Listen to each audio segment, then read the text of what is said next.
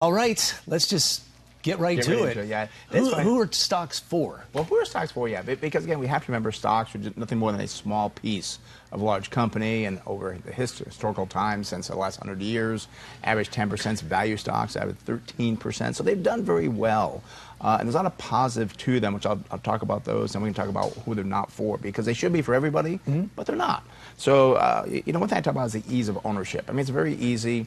You give the right advisor your money, 7 or 10 years down the road, the money's doubled for you, and guess what? You put no time into that at all. And it's just like, what an easy thing. My money doubled, and I didn't have to do anything for it. I mean, what a great thing to do. Taxes, relatively simple.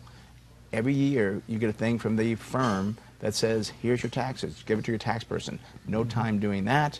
And also, too, when you pass away, you're going to step up in basis. So if you invested 100,000 in stocks, now 200,000, Uncle Sam gives you a pass of the other 100,000. So there's some great things with stocks. But as I said, they're not for everybody. Yeah, but you got to know what you're doing, too. There's some research that needs, it's not just a matter of going, I feel good about this one or this one. I mean... Yeah, and I'm glad you ran it up, because I really don't think most people can do it themselves. I mean, it does take a temperament, emotional temperament. It takes a lot of research and knowledge. There are some people who can do it themselves, but I will tell you, most people can't. They need to hire a good financial advisor that knows what they're doing when it comes to investing. And you just touched on emotion. You've got to get emotion out of the way, right? Yep. That is probably one of the worst things that people have. They get emotional. I've heard people say, oh, I'm not emotional. Well, back during the election, before Trump was elected, oh, I need to get out before Trump gets elected. I go, that's emotional. No, I know what's going to happen. I go, you don't know what's going to happen. And a lot of people, because emotionally they didn't like Donald Trump, they lost returns of 20 to 30% by being out when they should be in. Okay, who are stocks not for?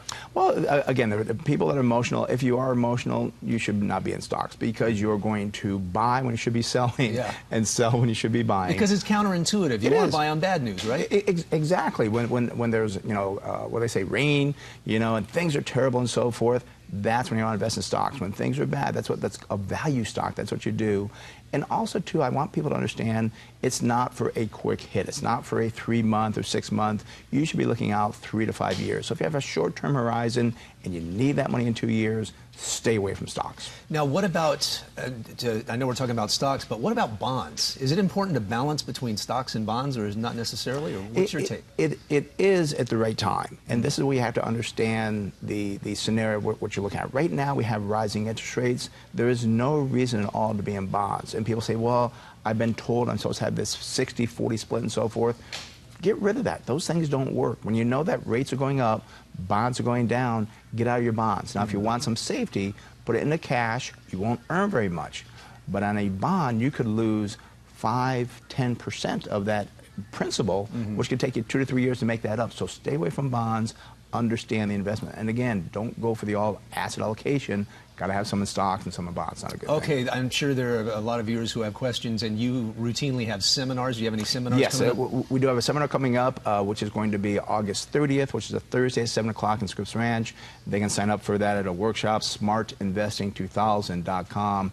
And one thing, too, I have to point out for people, if you're going to be in stocks and who should not be in stocks, if you're going to check that every month, every quarter, every week, every day, every hour, you are not the one for stocks, because it's going to throw you off by looking too much at those stocks. Very good advice. Okay, Smart Investing 2000, there's a link on our website, KUSI.com. Brent Wilsey, always great to see you. Learned so much. Good to be here. All right.